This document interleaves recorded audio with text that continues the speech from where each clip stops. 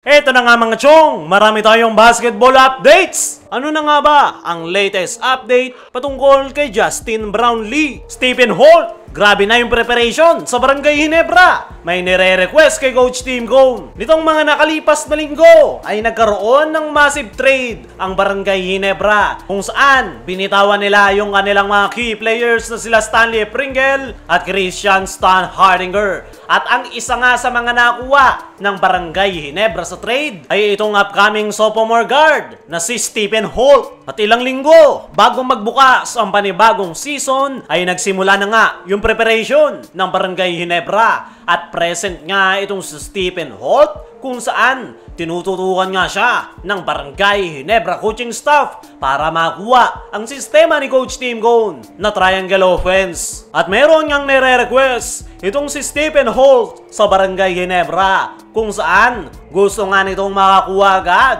ng malaking playing time sa paparating na panibagong season ng PBA. Mukhang ang gusto ni Stephen Holt ay same role ang kanyang gagampanan nung naglalaro ito para sa Terra Firma Jeep. Ito nga si Stephen Holt mga chong, ang pinaka-top contender para sa Rookie of the Year Award kung saan nag-average ito last season ng 21 points per game, 8.3 rebounds at 6.6 assists per game. Pero hindi nga nangangahulugan yan na agad siyang makakakuha ng malaking role at playing time kay Coach Tim Cone. Kilala nga natin itong si Coach Tim Cone, hindi ito basta-basta nagbibigay ng playing time sa isang player. Lalong-lalo na kapag bago ka pa lang sa kanyang sistemang ginagamit na triangle offense. Very strict nga si Coach Tim Cone sa kanyang sistema. Hindi nga po pwede sa kanya yung player na hero ball at pasikat. Ang tanging gusto lang ni Coach Tim ay sumusunod sa kanyang sistema na triangle offense. At mukhang mas sumigpit nga ngayon si Coach Tim Cone dahil marami-rami pa nga silang kinakailangang habulin dahil napakalaki ng pinagbago ng kanilang kupunan. Ang maganda naman dito kay Stephen Holt ay napakabait nga rin ito na player at very coachable. Talagang pinakikinggan niya ang Barangay Ginebra coaching staff kung ano ang kanyang mga kinakailangang gawin para tumakbo na maayos ang kanilang sistema na triangle offense. Although nagre-request itong si Stephen Holt ng malaking playing time, ay possible na bigyan siya niyan ni Coach Tim Cone dahil sa kanyang ipinapakita sa Barangay Ginebra practice ay napakasipag nga nito at gustong-gusto niya nga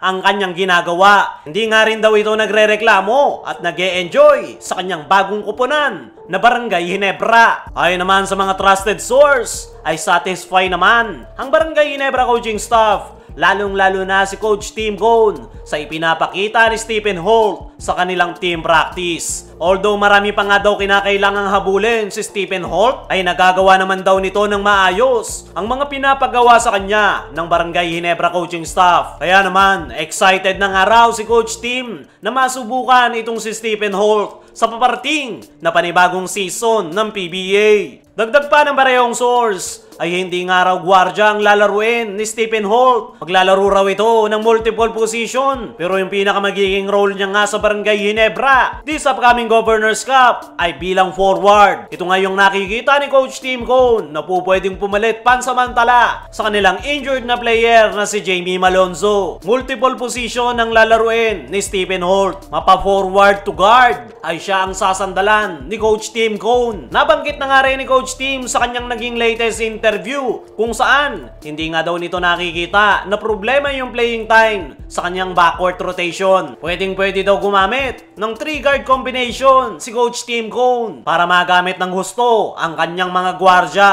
At expected na isa si Stephen Holt sa mapapasama sa 3-guard combination na pinaplano ni Coach Tim Cone. Bukod kay Stephen Holt, isa pa sa inaabangan sa Barangay Ginebra ay itong kanilang resident import na si Justin Brownlee. Pero kasalukuyan pa nga rin itong nasa Indonesia Basketball League kung saan tinutulungan nito ang Pelita Jaya. At ang pinaka-latest update nga kay Brownlee sa Pelita Jaya ay natulungan niya nga ang kanyang kupunan na makapag-advance sa semifinals. Maganda at consistent nga yung pinapakita nitong si Justin Brownlee at mukhang gusto na talaga nitong tapusin ang kanyang stint sa kanyang kupunan na Pelita Jaya. At the same time, ayaw ni Brownlee na matalo kaya naman tinulungan niya ang Pelita Jaya na mag-advance sa semifinals. Mukhang ang gusto ni Justin Brownlee bago niya iwanan ang nasabing kupunan ay tulungan ito na makuha ang kampyonato. Sa ngayon nga mga chong ay kailangan pang tapusin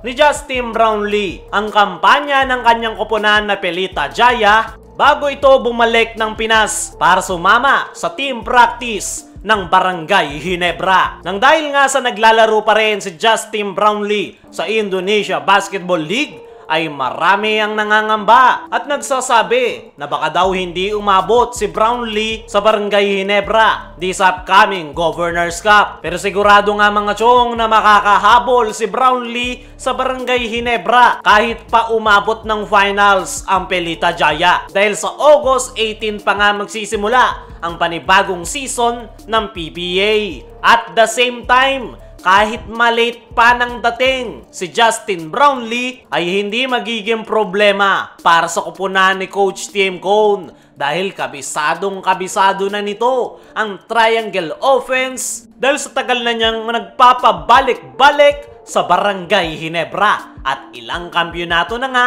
ang kanyang naibigay. So ngayon ay wala ngang magiging pahinga itong si Justin Brownlee. Dahil once na matapos ang kanyang kampanya sa Indonesia, ay agad nga itong lilipad pabalik ng Pinas para naman sa paparting na Governors Cup. Yan nga yung gustong-gusto ni Justin Brownlee. Mas naikukondisyon nga nito ang kanyang katawan kapag tuloy-tuloy ang kanyang laro. Sa ngayon ay antayin na lang natin na matapos ang kampanya ni Brownlee sa Indonesia dahil sigurado naman na siya ang import ng Barangay Ginebra.